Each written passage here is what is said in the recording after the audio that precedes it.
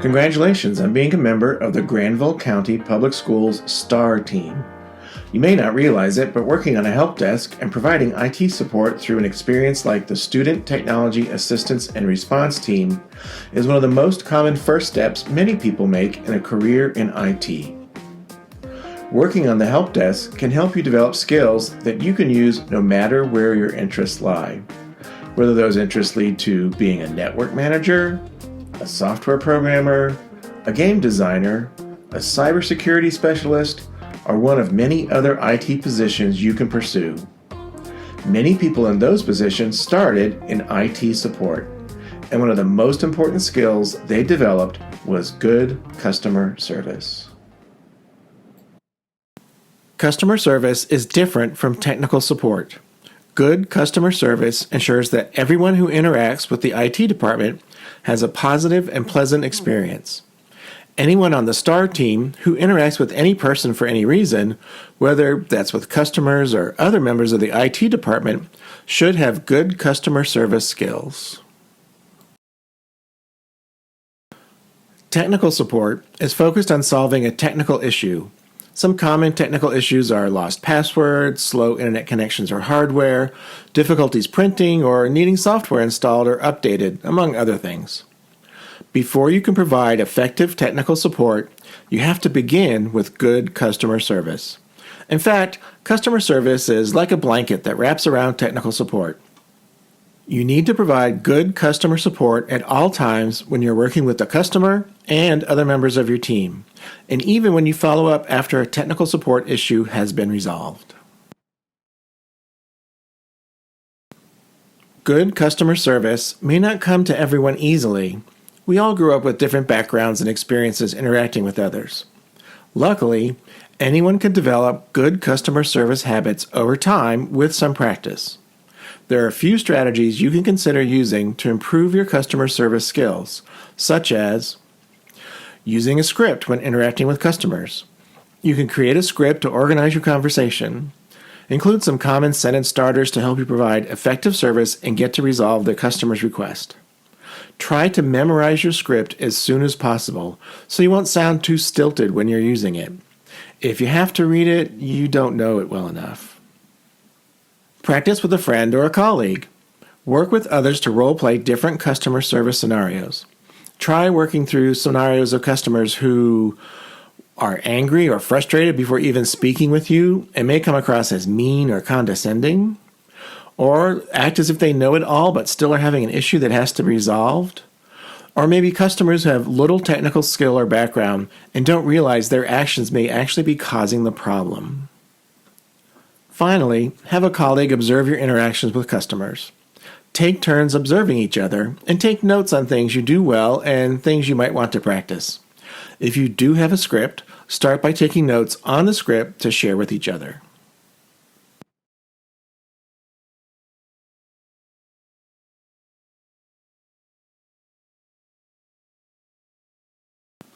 The following 8 steps are ones you can practice and incorporate into your customer service interactions.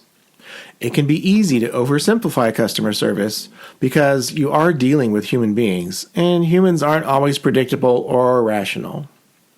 These 8 steps provide a general approach to customer service interactions to get you started.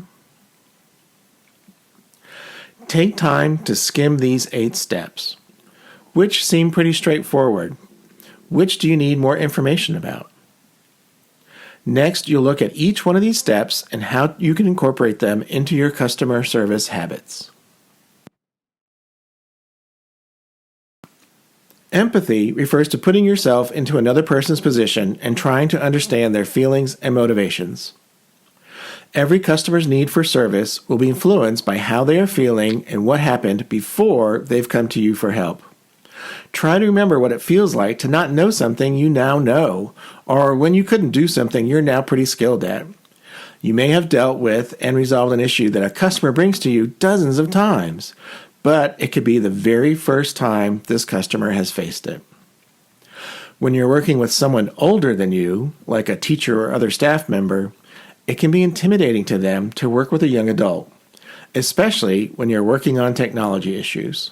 They don't want to feel stupid or incompetent or negative in any way. How you interact with them can turn a negative situation around into a positive one.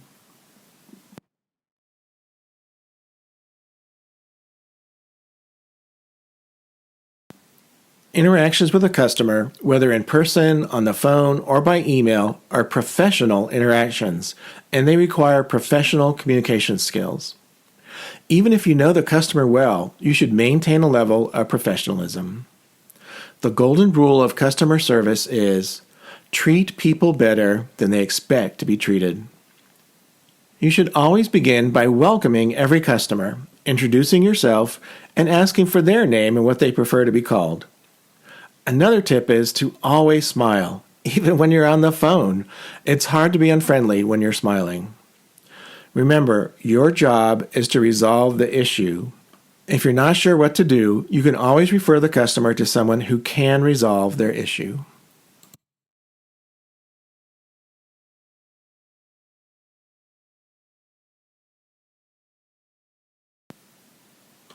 We all have varying levels of patience in different situations. Demonstrating patience goes beyond simply listening and being quiet. We can be patient and quiet and so seem inattentive. People might get upset because they might think you're not paying attention to them. Even if you know there are situations that try your patience, if you start with empathy and put your customer's needs first, you can demonstrate patience while you're working with them. Patience is more than what you say to people. It's also influenced by the pitch, tone, inflection, and pace of what you're saying. It includes the intensity or strength of emotion you use as well as the volume in which you are speaking. You can slow down the pace of what you're saying and lower the volume, but deliver it with impatience or outright anger. Your customers will pick up on it. And try to avoid jumping to conclusions. Even if the issue sounds familiar to you, be sure you have all the information you need to offer the best solution. Making customers try multiple things that don't work won't help with their patience with you.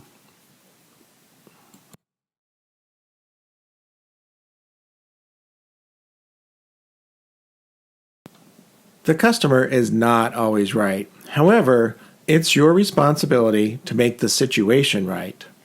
It doesn't matter who's at fault. If your customer made a mistake, consider how you can prevent it from happening again.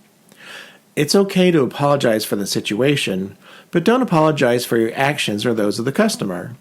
Instead, communicate proper procedures and, at the same time, try to keep your customer from feeling accused, upset, or unintelligent. There's a world of difference between the customer being wrong and you making them wrong. All of us make wrong assumptions about things we don't fully understand, but nobody wants to have them pointed out to us.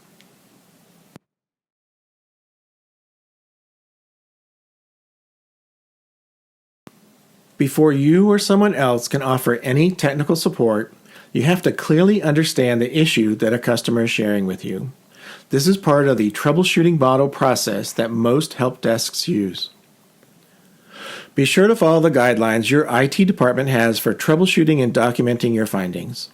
You may not always be the person who resolves all technical issues, but before you can ask someone else to be involved, you have to be able to clearly describe the issue with the questions you've asked and any questions you or the customer have during your conversation. Most troubleshooting models require you to isolate the problem. Don't have customers complete multiple steps during your troubleshooting. Isolate one action at a time and clearly document the results of that action before moving on to the next probable cause.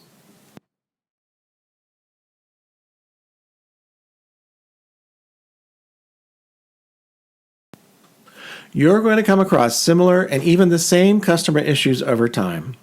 Remember, just because you're familiar with the issue because you've seen it a lot of times, your customer may not be. It may be the very first time they've experienced the issue. Continue to be positive and supportive. Share your solution in language that is clear and direct. Avoid using jargon, especially technical words or acronyms that you might use with other IT staff. You can end up confusing or frustrating your customers. Most importantly, be sure to document everything clearly and accurately in your trouble ticket system or other required record. Include your interactions with the customer situation, and the actions you took or will take to try to resolve the issue. This is especially helpful if you have to escalate the issue to someone else.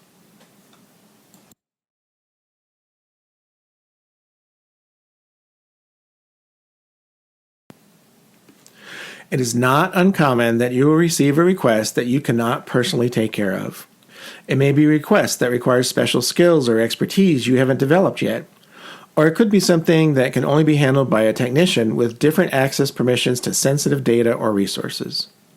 You may also have already been assigned a full list of duties to complete by your supervisor, and someone else might be available that has the time to resolve it. Escalating a ticket simply means you're handing the ticket off to someone else.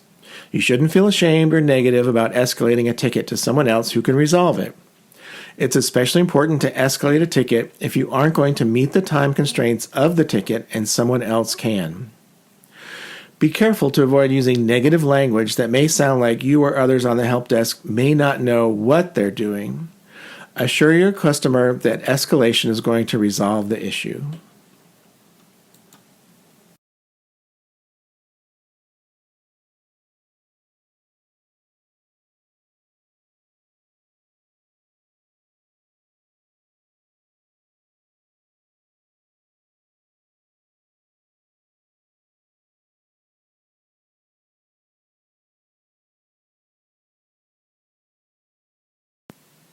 Just as you open up your conversation with a welcome and getting to know the customer, you need to be sure the conversation wraps up with a resolution you both understand and agree to. You may not be providing technical support, but the customer has to know what, if anything, happens next. Be sure the customer knows what to expect and by when. If you have resolved a technical issue, confirm that the customer is satisfied with the work, completes any required evaluation form or survey, and knows how to continue. If you need to take further actions to resolve a technical issue, let the customer know about how long it will take and when you will contact them back. If you have to escalate an issue, be sure the customer knows the next steps, like who are they going to work with and how will they contact them, and how long might it take to hear from them. If the customer's issues cannot be resolved because it's not something the IT department supports, have you suggested an alternative? End your conversation on a positive note. Always say thank you and use your customer's name.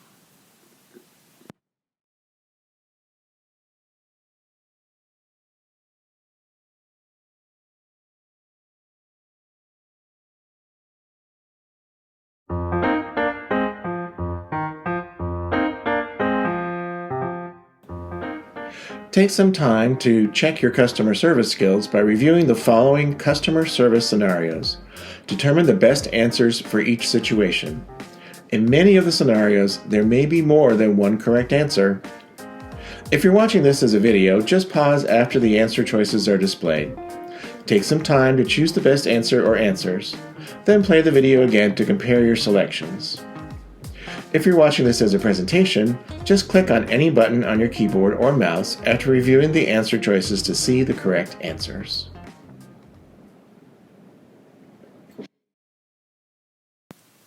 Micah is a new member of the STAR team, and he's really excited to be a part of the team. He's very outgoing and loves to work with others. What are some good statements Micah might use on his first call?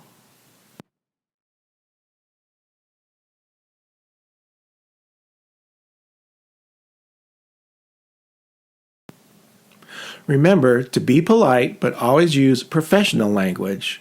You should always introduce yourself and find out your customers' names and what they like to be called.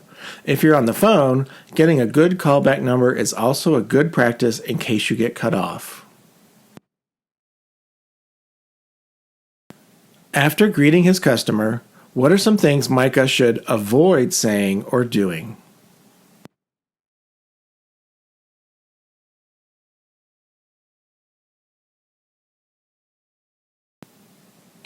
Avoid language that makes your customer feel wrong or incapable. Many of your customers will not have the same level of technology experience you do. That does not mean they're not intelligent. Also, avoid telling your customers you can't or you won't do something. If you aren't able to resolve their issue, escalate the ticket to someone who can.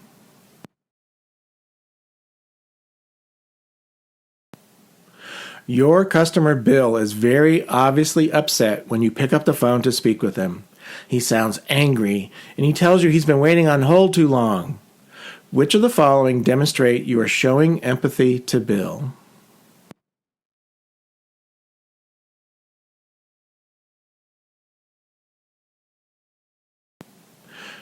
Being empathetic means putting yourself in the place of the person you're talking to. Even when they're upset, you can remember a time when you were upset and how that made you act. Showing empathy by acknowledging their feelings can help diffuse their emotions and get you on the right path towards solving their problems.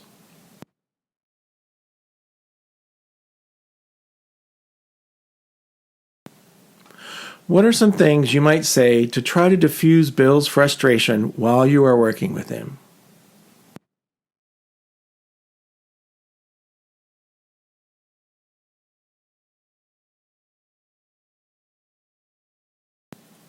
Never tell a customer what they should do, especially when it comes to their behavior.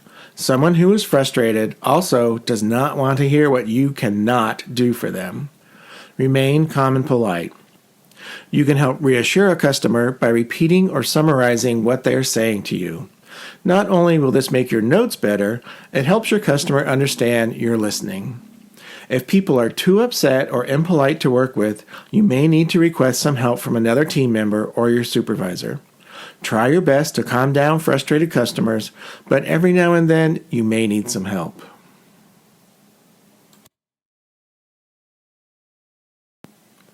Tina is a social studies teacher who has a reputation for not using technology in her classroom. But she has recently had a new interactive whiteboard installed in her room so she can use new digital resources the district has provided with her students.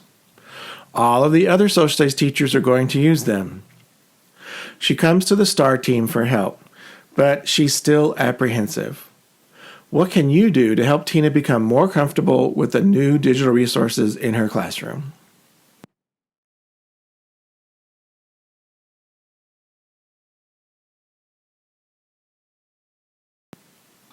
There are times when you will have to interact with adults, including your teachers, principals, and others who know you primarily as a student. When you respect their knowledge and expertise and show that through your actions, they are more likely to respect your technology knowledge and skill. Just because Tina is frustrated with technology, it does not mean she's not highly intelligent and skilled in other areas. Offering to work with her privately can provide a safe way for her to practice. If it is possible to have someone support her in her classroom, then she can focus on the teaching aspect, knowing someone is there for the technology. As a student working with an adult, what are some things you should avoid doing when working with someone like Tina?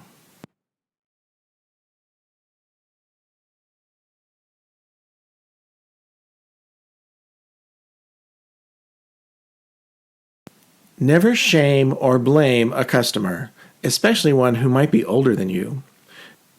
In this case, Tina knows that the other social studies teachers are using the digital resources, and she's come to you so she can too. She's reached out for help, which was probably difficult for her to do. Work as a team and determine what each of you can do to make her lessons successful.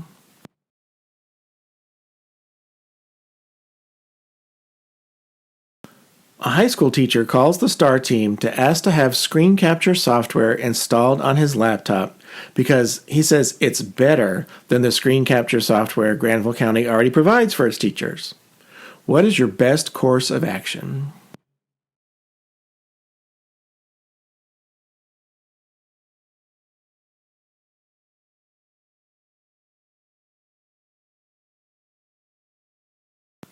No one in the district should use software or websites that are not approved by Granville County Public Schools, including teachers, administrators, and even you. When approached like this, try to find out what the teacher or other type of customer is trying to accomplish and determine the best way to reach the same conclusion with approved software. If you aren't sure which software is most appropriate, You may need to take your customer's contact information and rearrange a time where you or another member of the team can get back to them with options.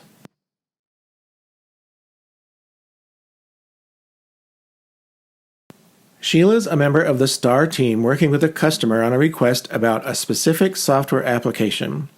Sheila hasn't been trained on the application yet, and so is going to escalate the service request to someone who can help. Which of the following are things Sheila might say to escalate the ticket and provide a positive resolution for this customer?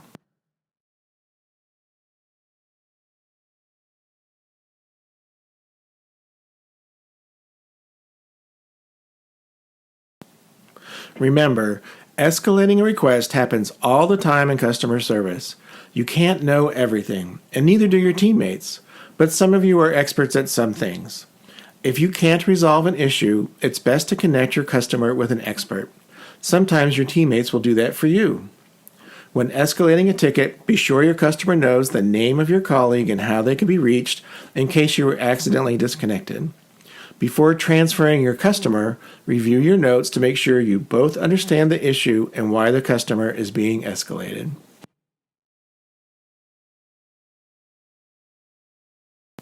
What are some things that Sheila should avoid saying or doing when escalating the ticket?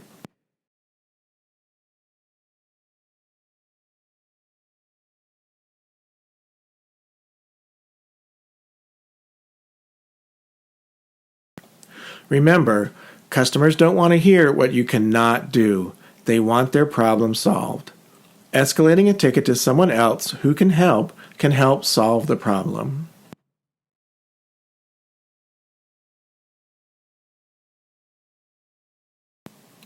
Ryan is new to the STAR team and he's eager to do a good job.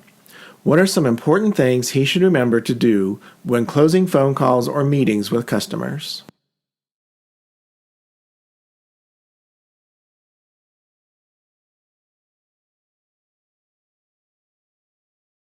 You may be required to ask your customers to complete a survey or other evaluation of your work.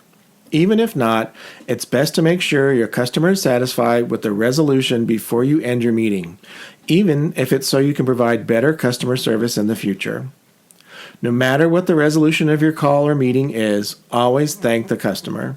You can always find a way to do that even if the issue is still unresolved or the customer has asked for something the IT department cannot provide.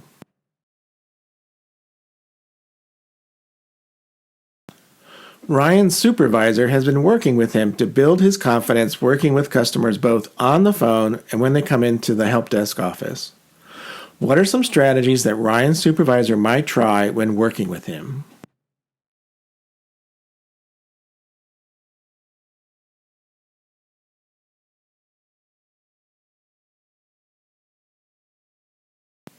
Remember, customer service can be practiced. And every time you provide customer service, you'll be learning how to do it better. Whether it's with a supervisor or just someone else on your team, 3 easy ways you can practice are to use a script that you eventually memorize and stop using, work through some role-playing scenarios, or have someone observe you and give you feedback.